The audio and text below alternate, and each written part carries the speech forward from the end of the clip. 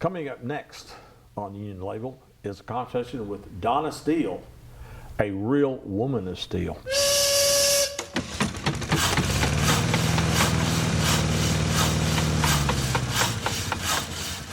Welcome back. I'm Barry Craig, your host for the Union Label. I am a member of American Federation of Teachers, Local 1360, and a member of the Kentucky State AFL-CIO Executive Board. My guest today is Donna Steele. She really is a woman of steel. We'll talk about that as we go along. Welcome to the program. Thank you. Talk about the United Steelworkers Women of Steel program. Let's see, I got involved in that in the 90s. And I formed a little chapter in my local. And the Women of Steel is strictly to help the neighbors in the community. And we take up money for everything, for Toys for Tots, senior citizens. It's just anything that somebody's in need, we try to help them, especially one of our members. It's just it's a great opportunity to get out and help people and get to know people and to see the needs that's really out there. You know, that's one thing a lot of unions do that people don't realize. Unions do more than just represent their members. Absolutely. And in this community, unions give thousands of dollars to charitable organizations. Right. They do all kinds of things like that. And I think that's important to stress that and get that out there. I think last year we gave almost $20,000 to the community. I wouldn't doubt it a bit. Yeah. So you started out at the atomic plant, as we call it in Western Kentucky. It was what, the Union Carbide originally, and then it was what, Martin Marietta, Lockheed Martin, and then what did the what was the last name it had? It's Four Rivers right now. Four Rivers, yeah. But it went, and there was another one too. But anyway, so it's gone through all these names. But those of us who are old enough still call it the atomic plant. Yeah. So you went to work there in 1975. It was the oil, chemical, and atomic workers then. Not too many women working in the plant at that time. Tell us a little bit about that. I hired in janitorial, and I got laid off in the late 80s, and then I got called right back in 81, and I bid into the operations division, and that's the reason I got involved in the union. There was no movement for anybody to do anything with the men out there, and I decided I was going to run and get support and be elected, and I did. How did the men react to you? Oh, they were furious that I won that, but I just won as a secretary. You know, I wasn't like I was president or vice president. But then after that, I did get up and go. I kept fighting, and I got vice president position. And the men had accepted me by then. They really liked me. And when I first went in, they didn't want women, period, to fool with anything. It was a man's world, and I changed it. I changed it for a lot of people around here, because people would come up, well, Donna, how'd you do it? I said I stood up for myself. Right. Wow. And I stood firm, and they knew I was, when I walked in there, I was there. And I represented a lot of people. Oh yeah, that plant had 2,000 people at one time working plus. Yeah. Yeah. One of the largest locals in Western Kentucky. That's local 550. Yeah. Well, now when it was OCAW, what was the local number? Do you remember? 3550. 3550. So when they merged, when it became part of the Steelworkers, it just became 550 at that point. They dropped the three. Yeah. So, what has the union movement meant to you personally? It's been your life for most of your working life. So, what has it meant to you personally? And what it meant to me was to show people like my women that they can do it too. I make the same wages I did. The main thing that I'm proud of is my movement in there was the safety. I went to the Kentucky State safety thing every year, and I brought back hard hats for women and different kind of gloves. And by the early 90s, we were more protected, and I was really involved in that. And you'll find out Jim Key was a big lead in that. I mean, he was. Oh yeah. But safety was our #1 thing to change out there. because up to the 90s, we had no safety department that was really strong enough to protect us. In fact, if you followed my footsteps and you find out that so many people got sick, and that's the reason we come out with this workers' health thing. And you can say, I'm not going to get sick. Well, you're looking at one that did, you know, that I got sick and I had to step down, and that was the hardest thing in my life I ever did, because I eat and drank and everything at union. That's just all there stood. And I had a family that supported me. That means a lot too. My husband supported me 100%. And my whole family did, and they're still, you know, I've still got a lot of family people out there at that plant, but I want them protected. I want safety number one. I preach that to them still to this day. Mm-hmm. Well, you remember a few years ago, it came out that there was a lot of dangerous stuff out there. Mm-hmm. Did that frighten you? Yes, it did. Yeah. Yes, it did. And when I got diagnosed with cancer, it was really an eye-opener for me, because I look back and think of the things that we did that I was not protected. Mm-hmm. And crawling the lines is one thing that we did, and that green salt. And now, what are you talking? What happened? We had to crawl the lines when we had a deblade in one of them cells, and get the blades out, and that green cake stuff was just in there. And even though I was covered up, a boy ran over my hose one night, and I had to lift it up because of I couldn't breathe. And I think back about things like that all the time, and that's the reason that safety has got to still be number one out there. Yeah. With them cleaning. Yeah. Well, of course, I know with the OCAW was always a pioneer in safety. Yes. And of course, Jim was involved in a lot of federal programs. Yes. He went to Washington, testified a number of times. Yes. To do that. Yeah, I always wondered about if you worked out there.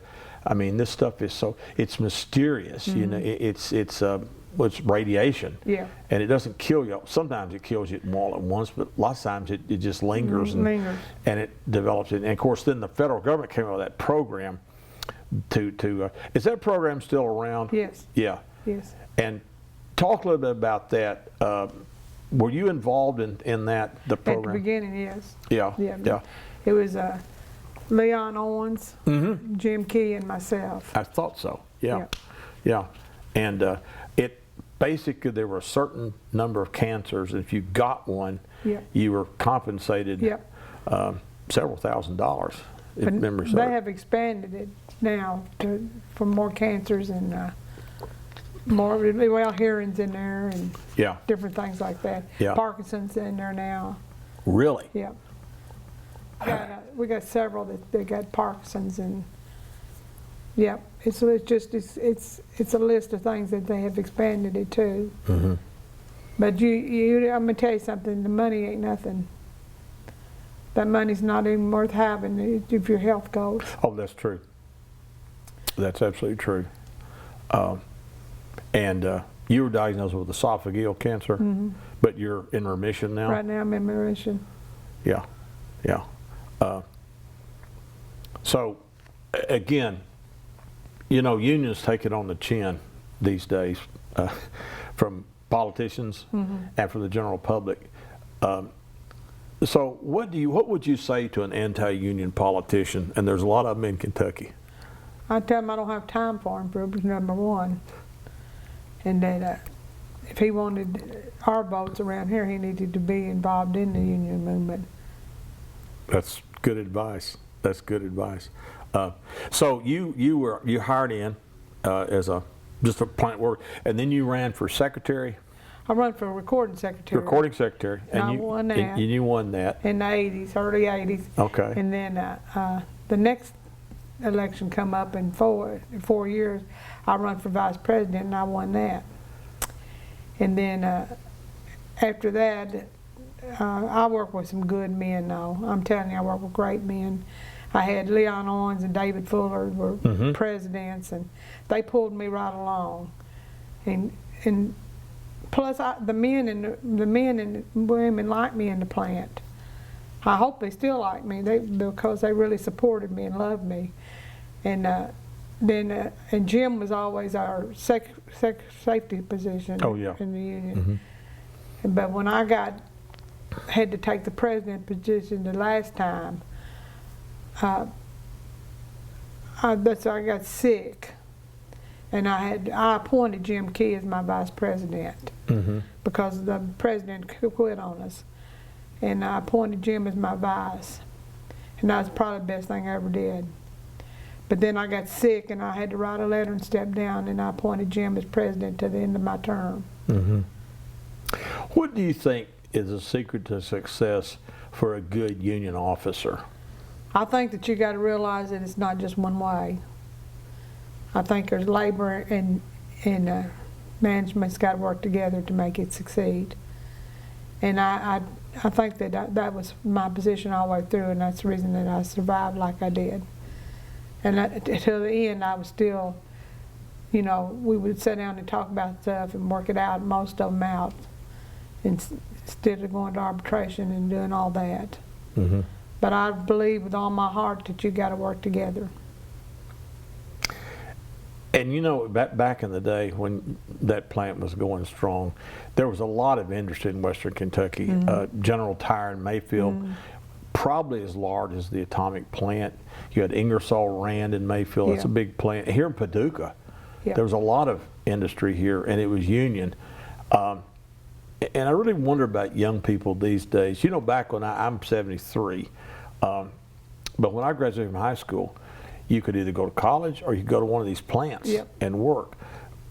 What about kids today? I mean, what do they do in this area, do you think? Most of them try to get on still at that plant, but their parents are pushing them to do that. But I got one I put through school. He's not mine, but I put him through school, and he's out there now, safety position. But I made him finish his school first, because he wanted to quit and just go to work out there, and I said, nope, you're not going to do that. You're going to finish your education, and then I'll help you get on if I can. Now, the plant ceased production several years ago, didn't it? Yes, yes. And what, they're cleaning it up now? Yes. But that'll take years. That'll take 50 years with the rate they're going. It is. Yeah. But that's good jobs. They are. And those are union jobs also? Yeah. Yes. So 550, instead of doing production, they're cleaning it up. They're cleaning up. Yeah. Yeah. Well, what does that entail? I mean, you read this stuff about this uranium, it's got a half-life of so many thousand years.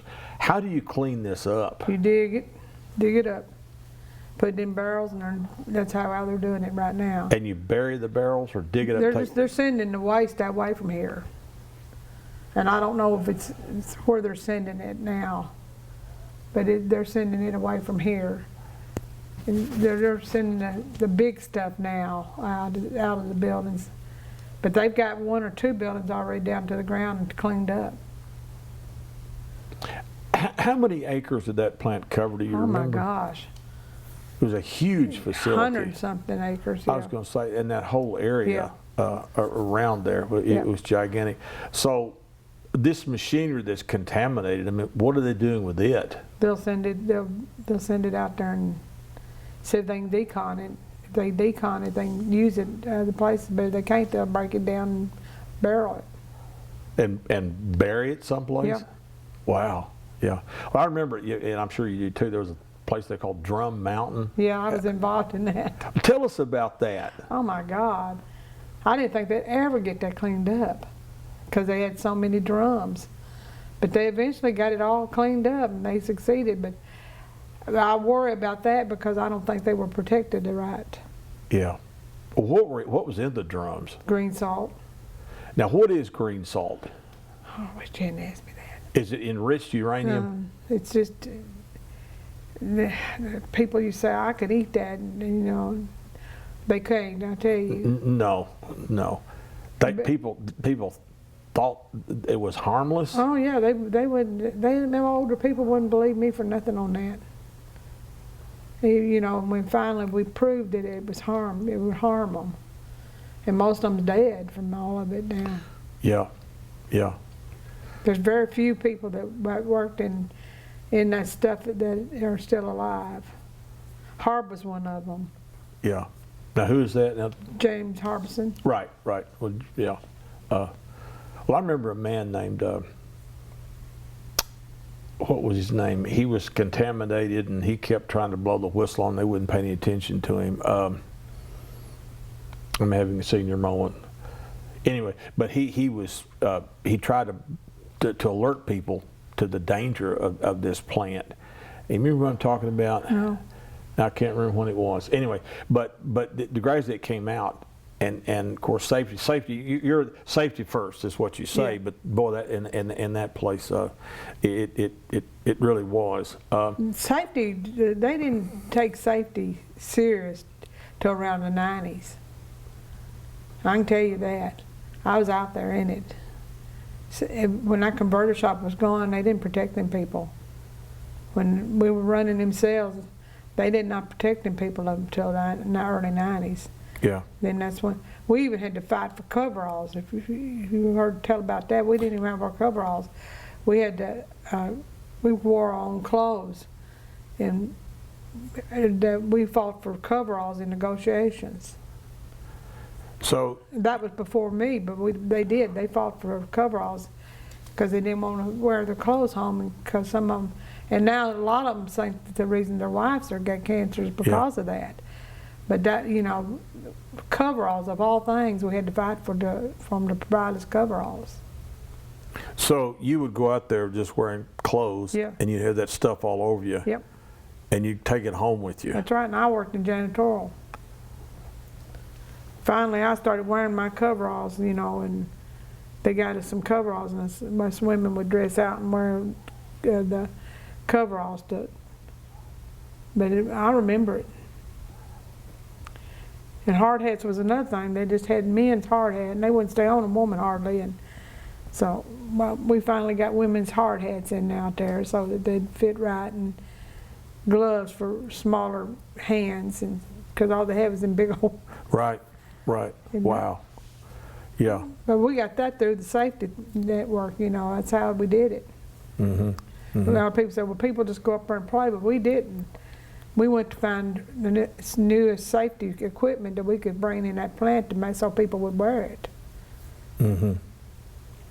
But even that's not complete protection.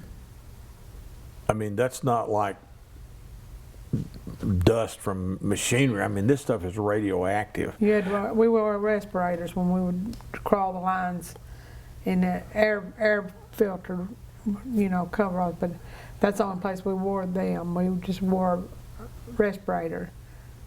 And they were there badges too you wore? Yes. That was supposed to show yeah. if it was radioactive? Yeah. When I hired in that plant, they said there's two things for me to remember. 9/2/75, that's the date I hired in, and my Social Security number. I never will forget them telling me that. Huh. I got paid by a Social Security number, and if, I had to remember when I hired in. Wow. Well, did you all know you're making weapons grade stuff out there? Did you know you're making bomb parts? I was in janitorial though, but I was in that white room and where the gold was and everything. We had to wear white gloves in there to clean it up a little bit, and I didn't know what we was doing. Well, the gold, didn't they use it in missiles because it wouldn't rust? Yes. What did they do with all that gold? I don't know.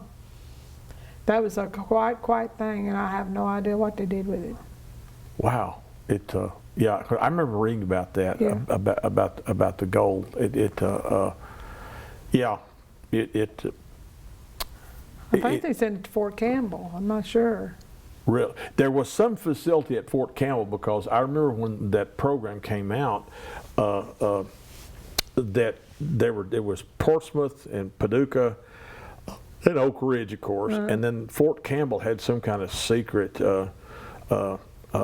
facility up there. Yeah. So I think that guy I mentioned, was it Joe Harding? Does that sound right? Yeah, that's Joe, him. yeah. Joe Harding. He was the one that really blew the whistle on it. Yeah. And I know that. Yeah, he died, and his wife, they paid. She was the first one they paid. That's right. And I remember reading about him, and that he got, of course, posthumous the award for some kind of a federal award for that. But like you said, it doesn't matter if they paid you $1 million. No. Your health is exactly. Yeah, and that's the thing. You know, what's interesting when I taught out here for years. Occasionally, FBI agents come in and say, one of your former students wants to go to work out that plant. Do you know him? And I'd say, well, yes, or whatever. And I remember this one agent came out and he said, you know, she says, I don't like going out there. She says, I cannot wait to get off that premises because of this nuclear stuff. And all these newspaper stories came out about it. And the Washington Post, the Courier Journal did big stories. Remember, they were just, and my dad worked for the construction company that built that plant. And he got cancer, and he was eligible for it. But he said the same thing you did. I'd give it all back in a minute. Exactly right. If I didn't have this. And it's, you know, people, usually, when you go to work, you don't think, I may die before I come home, or whatever this stuff is. It's just long. And that's the thing that always scared me about it was you never know how bad that it may get you. And it, you know, it's awful like that. But again, I remember Jim Key and you, all of you, you really helped make it much safer now than, than it used to be. It's 10 times better than it was. And that plant opened, what, in the 50s? Yes, 51. 51, yeah. And it kept growing. Of course, I remember the big boom, the construction boom. In fact, on the flood wall downtown, there's a picture of them building that plant, all those cars coming out. And Paducah had a population of thousands more. People lived in garages, whatever they could find, worked the construction for it. And well, do you have any idea how much longer it'll be that they'll be working on it? They first said 25 years, but I think it'll be longer than that. It's not going as fast as they thought it was, so I think it'll be longer than that. Well, how many members does 550 have now? Do you know? I do not know. Yeah. They had it's growed. It's they've hired several people and it's growed some. So I'd probably say 700. That's a pretty good size local. Yeah. Maybe more than that now. Yeah. So now, are you officially retired now? I have not retired. I'm on long-term disability. Okay. But I'm fixing to retire. Yeah. I'm gonna hang it up. There you go. Yeah, well, ultimately everybody does that in the end. So, but now, in addition to being with Local 550, you also got involved in the area council, the Western Kentucky, which is an umbrella organization of local unions. I was recording secretary there too, the for finance secretary. A number of years too. Yeah. I sat on the AFL-CIO board for 20 years plus. In Frankfort. The executive board, yes, right, exactly. And then I won the Rosie the Riveter You Award. did. I remember that. The Rosie the Riveter Award. You sure did. I remember. That was an honor. Yes, absolutely. That would haven't. When was that? Do you remember? I don't remember. I was at that convention. I remember when you won it. Yeah, when they put you in for it. Yeah. So, and that's well, looking back, if some young person were to come up to you and say, "Why should I join the union?" What would you tell them? I'd tell them it's that everybody needs to join the union. I believe that with all my heart. I think that's the reason that they got what they got today is because of people fighting and bringing stuff into them, and the fight's not over. They need to keep fighting for their rights, and it takes them all, not just one. It takes all. Do you think young people are aware of that? Well, the ones that I talk to are, no, they come to work and go home. I got one boy told me he comes and he works all he can and goes home, and that's all he wants. He don't want, because I tried to talk him into getting involved in the union because he'd be good. He don't want it. I know, and I've asked many union people, leaders, how can you get young people involved? And the response is, I wish I knew. Yep. You just talk to them and keep on, and they'll follow. I followed because of W.C. Young. Yeah. He told me he said, I never will forget it. We were sitting down there at council. And he said, Miss Donna? I said, yes. He said, you got a voice and the unions need your voice. He said, you fight and keep going. I said, I will, buddy. I'll never forget that. He was great. Yeah. I knew W.C. as well for many years. Of course, the W.C. Young Award, the highest honor that Yeah. the council is named for him. Yeah. And but that's one thing, and I've been asking union leaders this for years. How do you get young people involved? You just keep talking to them and fighting for them. Yeah. And you just show them that you know, one thing that distresses me, you get a kid who comes out of high school, worked at some minimum wage job in a grocery store, goes to work at a plant, like Calvert, for example, a good union wage, good benefits, everything, and they say, man, this is such a nice company. They don't realize the union got them Yeah, that. that's right. It wasn't, because it was just up to the company, it'd be like Walmart. I mean, and I think that's one thing unions ought to stress more is we did this for you. I told one the other day, you got coveralls on, we did that for you. Or I said, I didn't. People fought for that before me. Yeah. Safety shoes. And Yeah. I can name 1,000 things that we've brought in there and fought for. And you're absolutely right about that. But I think, again, if young people if they go to work at cleaning up the plant, they think that what is the company that's cleaning up the plant? It's 4 Rivers. 4 Rivers, and was that a federal agency? What is that? Or then a federal contract, I guess. Yeah, and Yeah. I don't know what they are now. But there's experts in cleaning up. Supposed to be. Well, yeah, exactly. It's supposed to be in cleaning up nuclear waste. Yeah. Yeah. And well, now, is Oak Ridge still producing, as far as you know? Not that I know of. What about Portsmouth? Portsmouth ain't either. They're cleaning. So those three, the big three, are cleaning up. Wow. Now Portsmouth maybe they started back one section of something, and I don't know what it is. But Yeah. But they're cleaning too. Yeah. And again, that'll be, Many years. yes, it certainly will. Yes, it I'd will. hate to guess how many years. Oh, you couldn't. They probably don't even know. They've got a projected date, probably. But you know, this is the first time in my life that there's a woman that's managing the 4 Rivers, and you know, it's usually a man. Oh, yeah.